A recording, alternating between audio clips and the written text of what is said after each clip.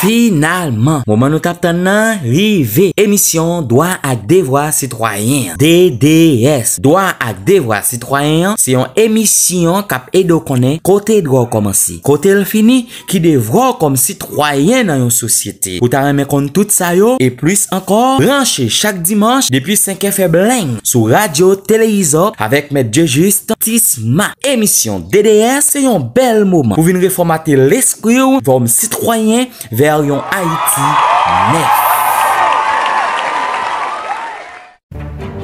Bonjour, bonsoir tout le monde. Et vous êtes exactement à l'heure de votre émission préférée, DDS, Droit à devoir citoyen. Droit à devoir citoyen, donc c'est votre émission qui passe tous les dimanches 5h de l'après-midi sur la RTH, Radio Téléisop International. Je m'appelle Maître Juste Tisma et comme toujours, je suis content d'être de retour par derrière ce micro et dans l'intention de continuer avec cette conversation, ce dialogue et qui consiste à vous motiver, à vous sensibiliser par rapport à la nécessité de connaître et de bien comprendre droit à devoir comme citoyen, de telle sorte que ensemble nous assurons la planification de la nouvelle Haïti. Dans les émissions précédentes, nous avons eu la possibilité d'entamer deux thématiques. Et ces deux thématiques sont l'éthique et la déontologie. Aujourd'hui, au cours de cette émission, nous entendons continuer avec une coordination pédagogique. Et quand nous parlons de la coordination pédagogique, c'est une autre façon de parler de la progression pédagogique au cours de cette émission. Question de permettre à ce que la nouvelle émission soit en connexion avec la dernière. Ainsi, nous entendons aujourd'hui de parler de l'objet de la déontologie, son historicité et son but. Prenons donc une petite pause. Nous serons de retour. Restez branchés.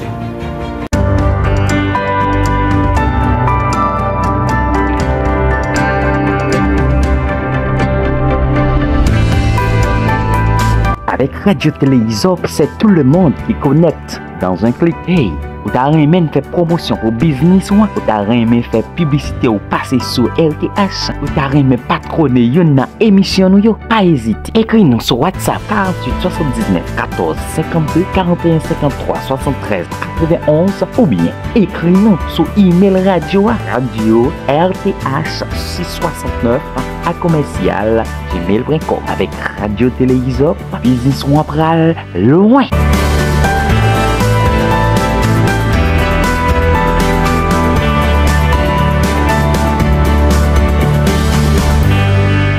Content pour nous tourner après pause là et auditeurs et auditrices, c'est sur Radio Téléisop International RTH. Donc l'émission c'est l'émission DDS, Droit à devoir citoyen et si toutefois vous avez fait blanche. Et pas oublier l'émission ça c'est affaire par et c'est affaire par toute communauté.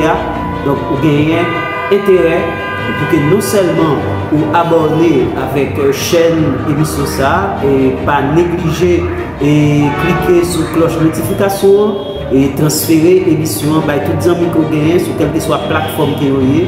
Donc c'est dans façon par que vous êtes capable de contribuer dans la distribution de marchandises qui lui-même gagnent au caractère civique et on parler de DDS, droit à devoir citoyen.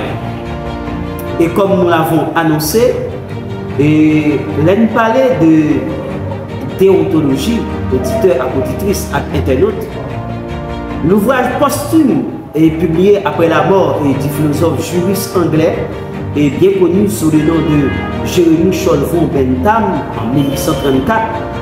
Et cet ouvrage a pour titre Déontologie ou Science de la morale. Dans ce titre, Déontologie ou Science de la morale, l'expression science de la morale est synonyme de discours sur la morale, l'étude de la morale, l'analyse de la morale. Du même coup, l'écrivain philosophe nous dit que la déontologie est l'étude de la morale. Sous ce couvert, de l'utilitarisme hédonisme de ce même philosophe, nous voulons parler de Jérémie Bentham. Il nous expose de manière très claire le but de la déontologie. Selon Jérémie Bentham, le but premier de toute la morale, comme de la législation, est d'éviter les situations génératrices de douleur en faisant en sorte que les hommes puissent coexister paisiblement sans se nuire mutuellement.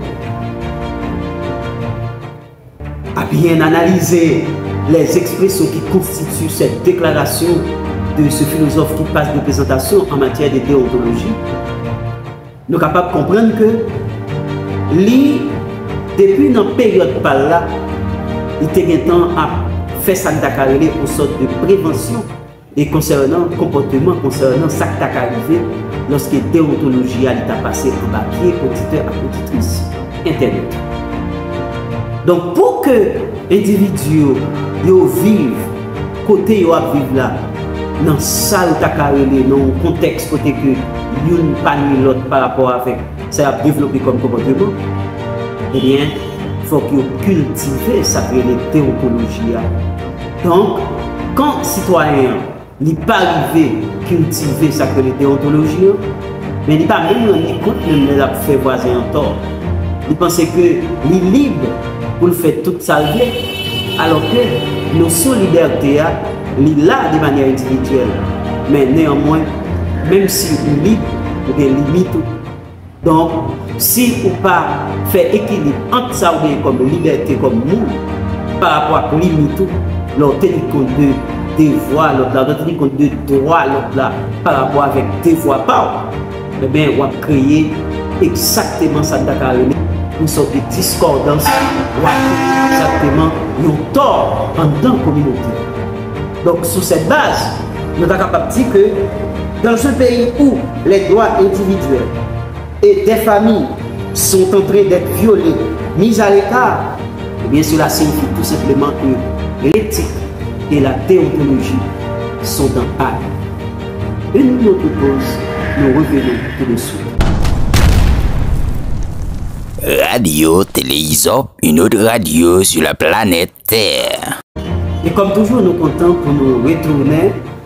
Et tout de suite, après deuxième pause, ça, et auditeur et auditrice, avant l'intervention de Jérémie Bentham en 1834, les professionnels de la médecine, les médecins, se sont déjà donnés des règles de conduite.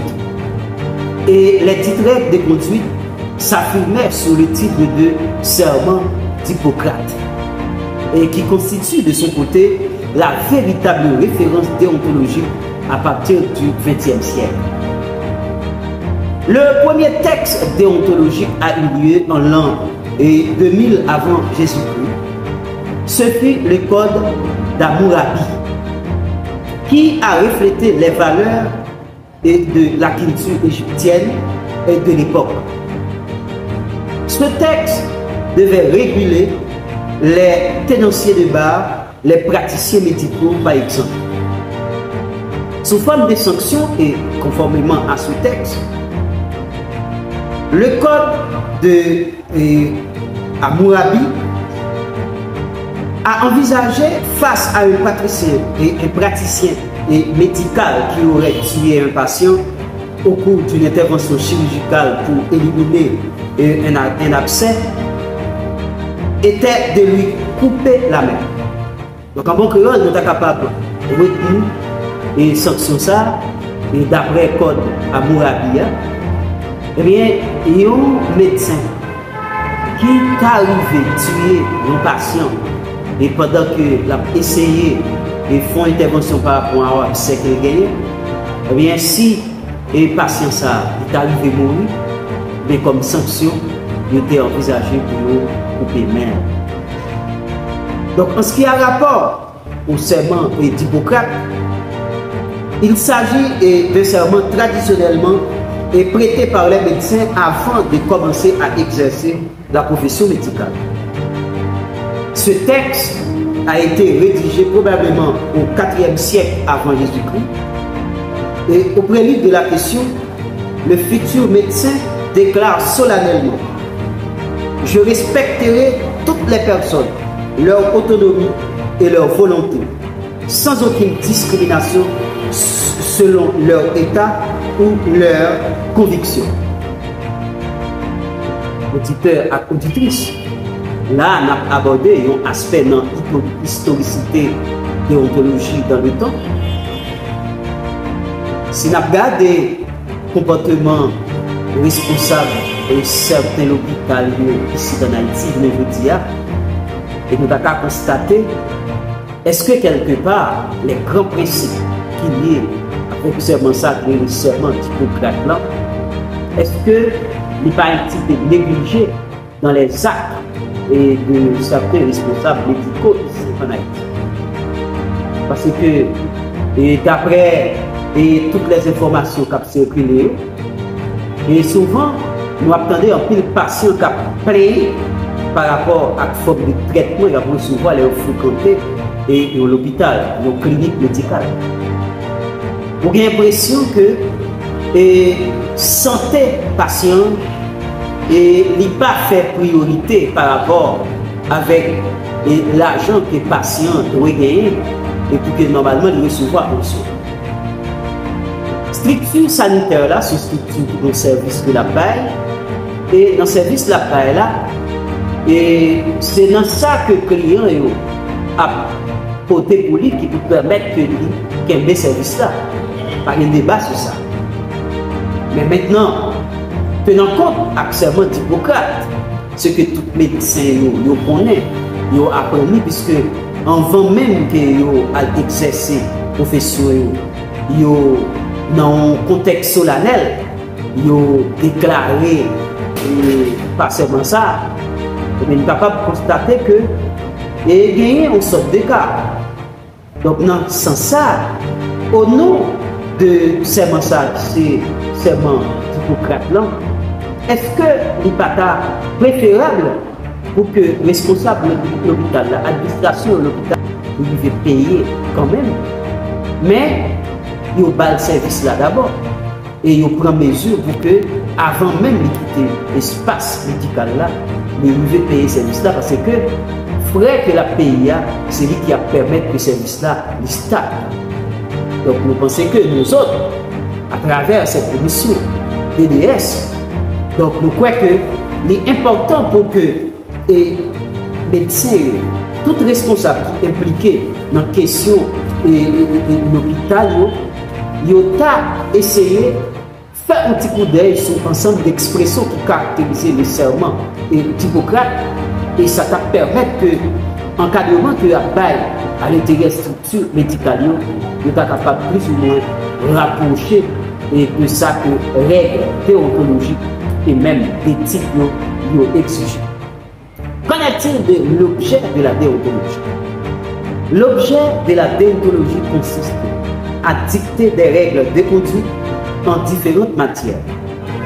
Et quand nous mettons l'accent sur différentes matières, bien ces matières nous accordent la possibilité d'énumérer par exemple l'intégrité, l'impartialité, la loyauté, la compétence, le respect des principes et des normes établis pour ne mentionner que celles-là.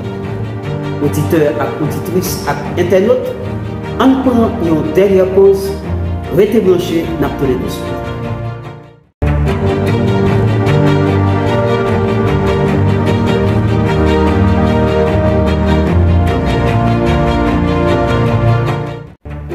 Après la pause, auditeurs et auditrices, avant cette pause, nous avons mis l'accent sur deux textes à caractère juridique, à caractère déontologique.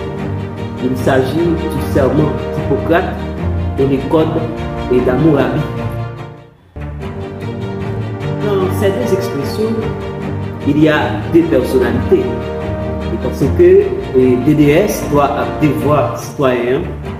Et c'est une leçon pédagogique. Et dans la présentation de cette leçon pédagogique, nous voulons nous rassurer et que nos étudiants comprennent bien. et pour leur culture. Et qui est Hippocrate, qui est Hammurabi. Voilà donc les aspects qui dominent cette dernière partie de l'émission aujourd'hui. Hippocrate est un médecin grec né vers l'an 460 avant Jésus-Christ et mort en l'an 377 avant Jésus-Christ. C'est aussi un philosophe. Il est traditionnellement considéré comme le père de la médecine. Il a fondé l'école hippocratique qui a révolutionné intellectuellement la médecine en Grèce antique. Il a travaillé pour avoir rendu la médecine distincte et autonome et parmi d'autres domaines de la connaissance. Et qu'en est-il du code d'Hammurabi? Le code de Hammurabi est un texte juridique babylonien et qui est daté d'environ 1750 avant Jésus-Christ. Ce document juridique, et jusqu'à cette date, reste et demeure le code le plus complet des codes de loi connus et de la Mésopotamie antique. La majeure partie de ce texte est constituée de décisions de justice. Il s'agit d'une longue inscription royale et comportant un prologue et un épilogue qui glorifie le souverain Hammurabi qui a régné sur Babylone au cours de la période 1792-1750 avant Jésus-Christ. Hammurabi est donc un roi de Babylone qui faisait partie de la première dynastie babylonienne. Dans ce que nous venons de dire pour l'instant, il y a deux mots. Il s'agit de prologue et épilogue. Et sous forme de vocabulaire, dans la conclusion de cette émission pour aujourd'hui, et lorsque vous entendez parler de prologue, auditeurs, auditrices et internautes, prologue signifie avant-propos. Et c'est un bref avertissement dont on fait et précéder un document ou du moins un ouvrage. Prologue signifie prélude, prologue signifie préliminaire. Épilogue. Épilogue de son côté signifie conclusion, terminaison d'un ouvrage. Merci d'avoir suivi l'émission dès son début jusqu'à la fin. Nous sommes exactement au thème de l'émission pour aujourd'hui. N'oubliez pas, il a été donc question de continuer avec cette conversation et au cours de cette dernière conversation, nous avons mis l'accent sur l'objet de la déontologie, son historicité et son but. À une prochaine émission plus intéressante, plus convaincante, plus persuasive.